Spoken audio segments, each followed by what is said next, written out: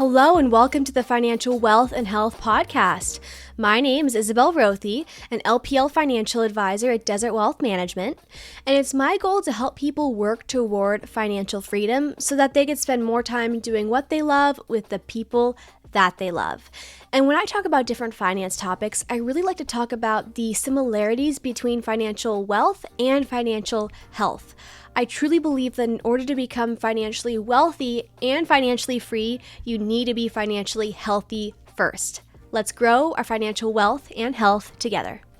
In today's podcast episode, we're talking about a financial wealth checklist, which is essentially a series of stepping stones that I want to share with you as you take a look at your financial life and want to know how you could work toward making it more financially healthy.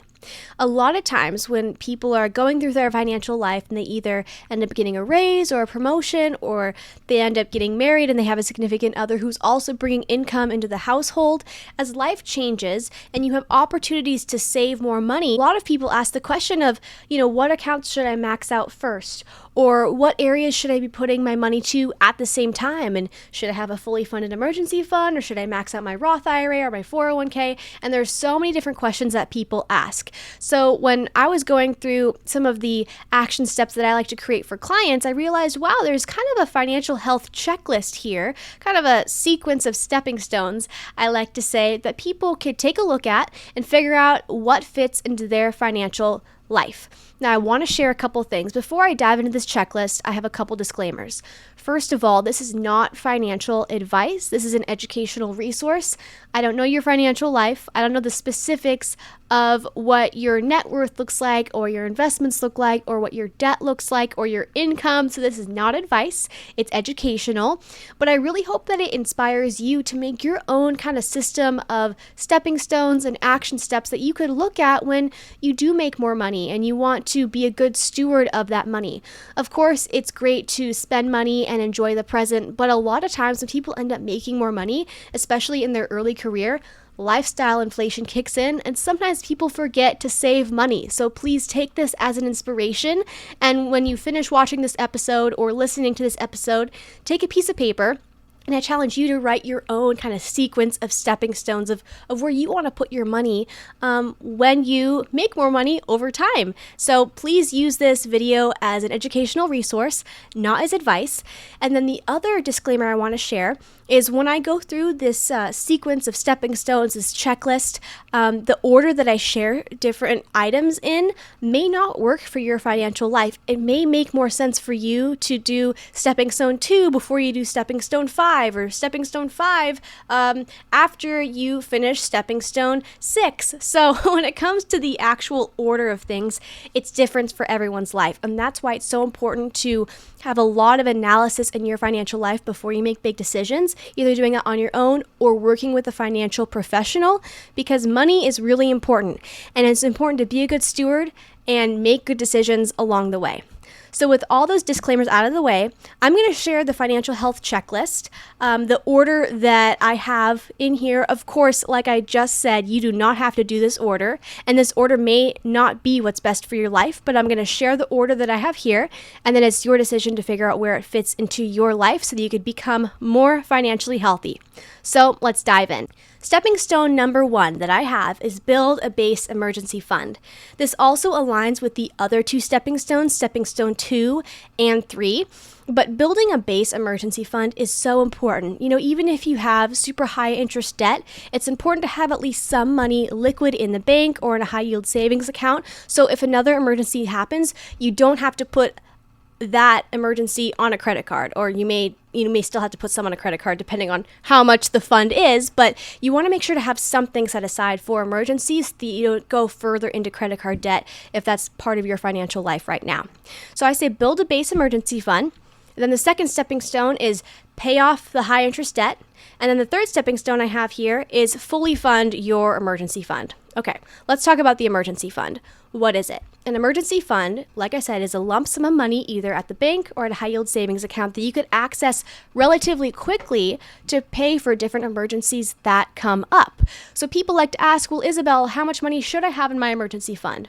That definitely depends on your financial life. It depends on if you have a significant other and if they're bringing in an income. It depends if if you have kids or any other dependents. So what I like for people to do is take a look at all of your bills, your fixed expenses, what you need to pay to live. Add on to that basic groceries, basic gas for your car, just the basics in life. Take that number and multiply it by the number of months that you want to have. So let's say you want a 3-month emergency fund. Take that number and multiply it by 3. Let's say you want a 6-month emergency fund. Take that number and multiply it by 6. Some people want a 12-month emergency fund. It all depends, but having that emergency fund goal is so important. So let's share an example. Let's say your emergency fund goal is $12,000, okay? Let's say you also have credit card debt.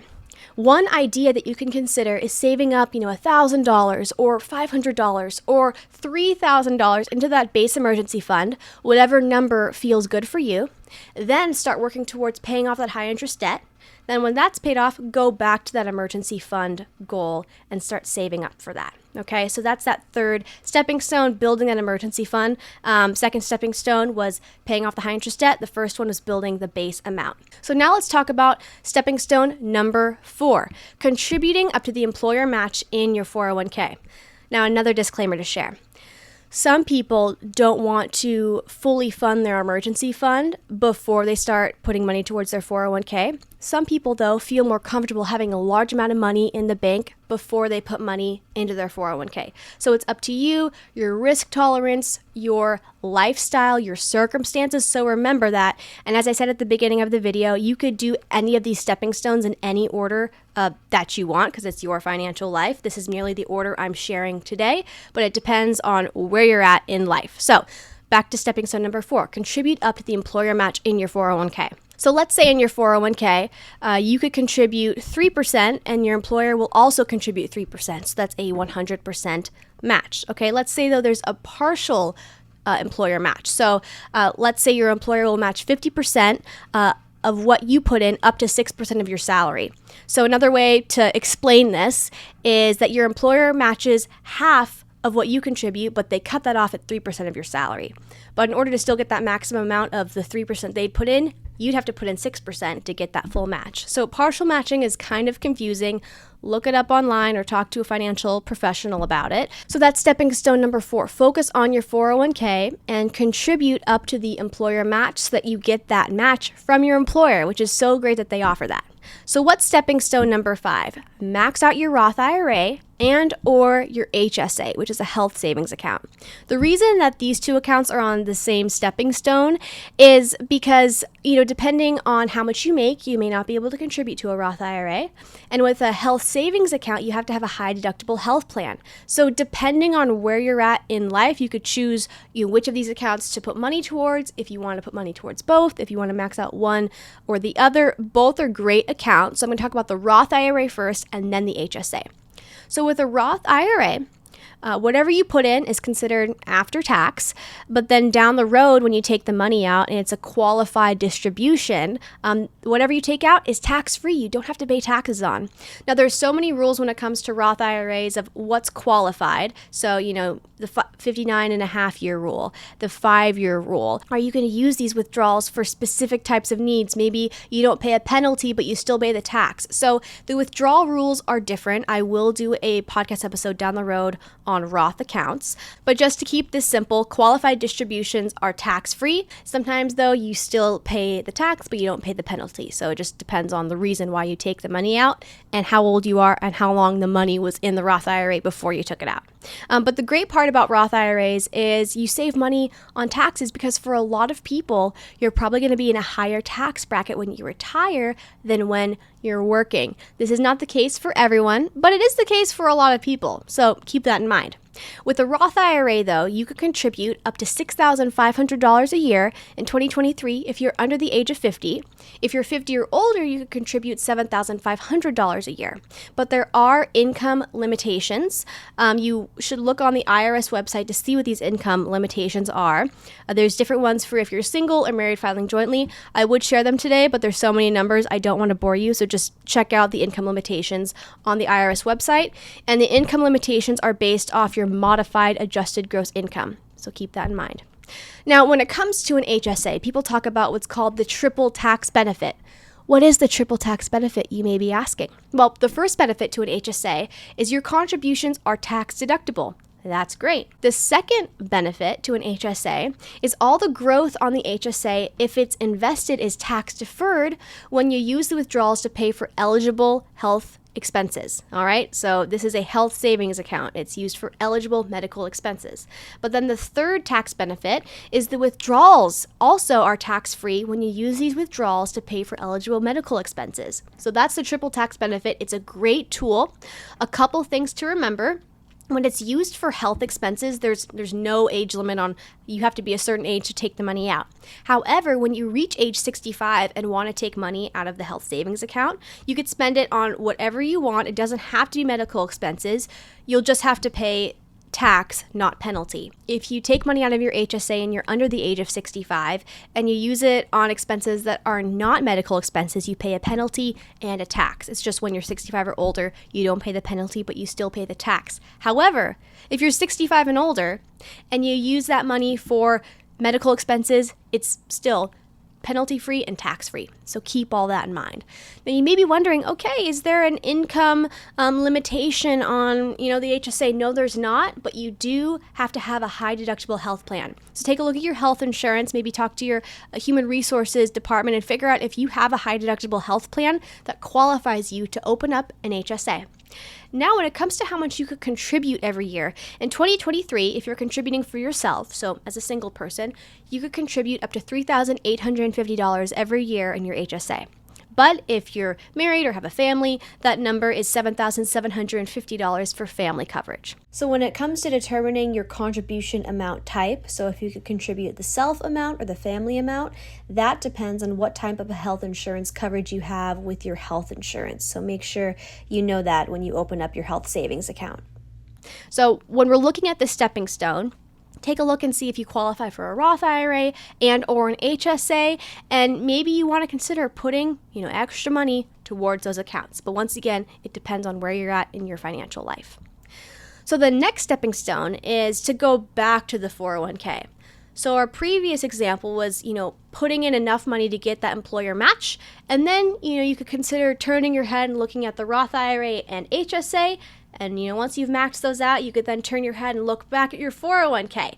Now, your 401k contribution limits every year, if you're under the age of 50, is $22,500. But when you're 50 or older, that number increases by $7,500 to where you could put in $30,000 every year as of 2023. So that's awesome. And so even though a traditional 401k is pre-tax, it's not after tax like a Roth IRA, there is also a Roth 401k, but I will do another episode on Roth accounts down the road, so keep that in mind. But taking advantage of your employer-sponsored plan, it could be a really great idea for your financial life, and it's great that the contribution limits are so high, so you can just keep putting money towards that goal. And then the next stepping stone we'll be talking about today is put your money towards a taxable non-retirement account.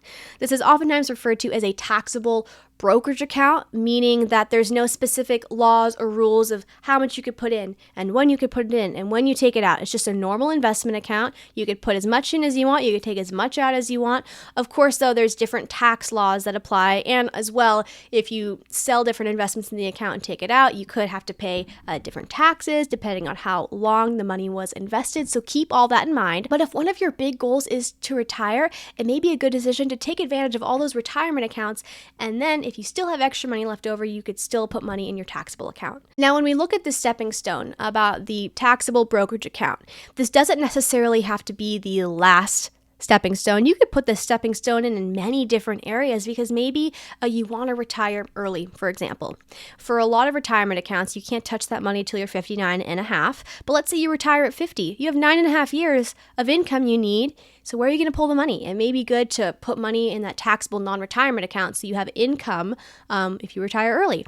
Maybe, though, you want to go on a family vacation in 10 years. Maybe you want to buy a house down the road. Those could be good goals to put into an investment account depending on the timeline and your risk tolerance, because you could set that money aside in an investment account, let it grow, then use it for your goals that may be different than a retirement goal. So just understand that this stepping stone could be put in many different areas along this path. Another point I want to add on here is when it comes to equity compensation, people wonder, where it fits in their financial life.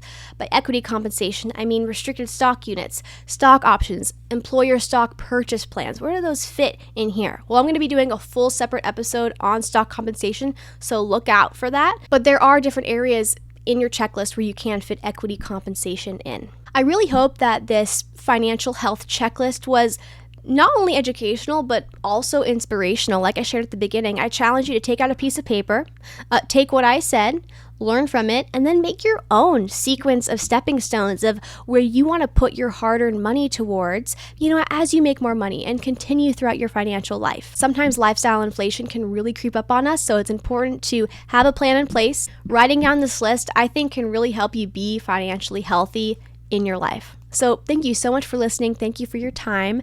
If you have questions or if you want to work with me to build your own financial wealth checklist that's specific for your life, please don't hesitate to send me an email or book a free intro call with me by clicking the link in the show notes and description box below. I hope you have an amazing rest of your day, and let's continue growing our financial wealth and health together.